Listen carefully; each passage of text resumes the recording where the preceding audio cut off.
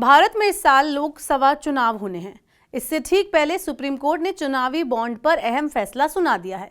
बीते 6 साल में विवाद में रहे चुनावी बॉन्ड पर गुरुवार 15 फरवरी को सुप्रीम कोर्ट ने असंवैधानिक करार दिया। सुप्रीम कोर्ट में सीजेआई के नेतृत्व वाली सुप्रीम कोर्ट की 5 जजों की संविधान पीठ ने चुनावी बॉन्ड की बिक्री पर रोक लगा दी है।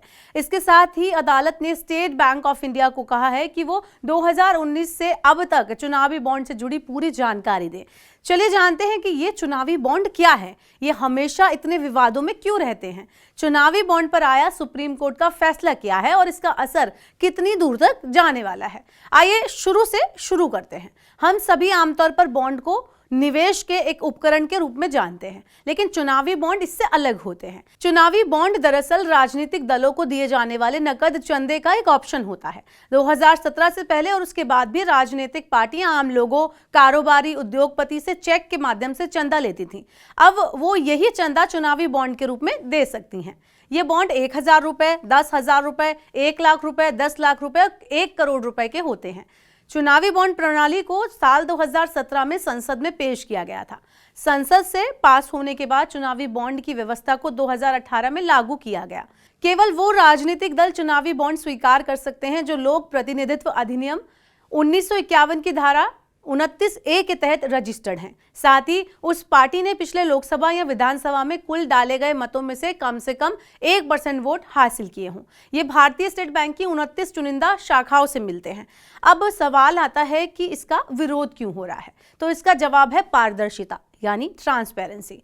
इसमें दानकर्ता का नाम और अन्य जानकारी दस्तावेज पर दर्ज नहीं की जाती और इस तरह चुनावी बॉन्ड को गुमनाम कहा जाता है। किसी व्यक्ति या कंपनी की तरफ से खरीदे जाने वाले चुनावी बॉन्ड की संख्या पर कोई सीमा नहीं है। चुनावी खर्च पर नजर रखने वाले एसोसिएशन फॉर डेमोक्रेटिक रिफॉर्म यानी ADR ने इससे जुड़ा आंकड़ा जारी किया है।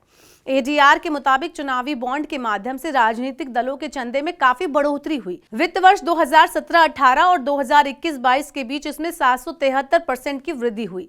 राजनीतिक दलों को 2021-22 तक कुल 9,188 करोड़ रुपए का चंदा मिला, जिसमें अकेले भारतीय जनता पार्टी के हिस्से में 57% से ज्यादा चंदा आया। कांग्रेस को केवल 10% मिला। इन्हीं विवादों के कारण मामला सुप्रीम कोर्ट पहुंचा और 15 फरवरी को सुप्रीम कोर्ट ने इस पर रोक लगा दी।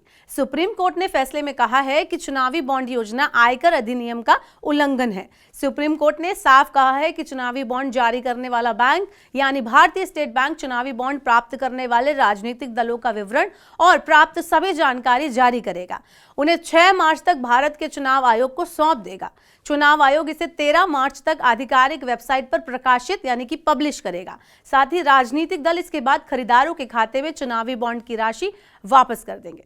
तो इस तरह से अब देखना होगा कि इसमें आगे और क्या होगा और किन किन लोगों के नाम निकल के आएंगे जब ये वेबसाइट पर प्रकाशित किया जाएगा। ऐसे ही और वीडियोस के लिए देखते रहिए Money9 और डाउनलोड कर लीजिए Money9 का सुपर ऐप।